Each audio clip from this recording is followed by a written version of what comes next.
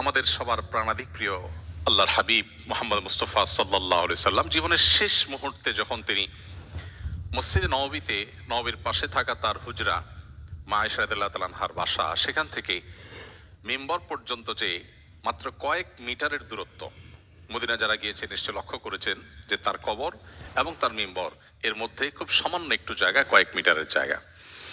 এই জায়গাটুকুতে তিনি পায়ে হেঁটে আসতে পারছিলেন না। আর তখন নবী করিম সাল্লাল্লাহু আলাইহি সাল্লাম দুজন সাহাবীর কাঁধে ভর করে, একজন আলী আরেকজন অন্য সাহাবী, তাদের দুজনের কাঁধে ভর করে নবী সাল্লাল্লাহু আলাইহি সাল্লাম বেশ কষ্ট করে পা টানতে টানতে মাটির সাথে পা টেনে টেনে এসে তারপর তিনি নামাজ আদায় করেছেন। এরপরও তিনি নামাজ ছাড়েননি বা জামাত তরক করেননি। নামাজ এমন একটি বিধান আল্লাহর যে এর কোনো বিকল্প কোরআনে বা হাদিসে কোথাও দেওয়া হয়নি। নামাজের বিকল্প অনলি নামাজ।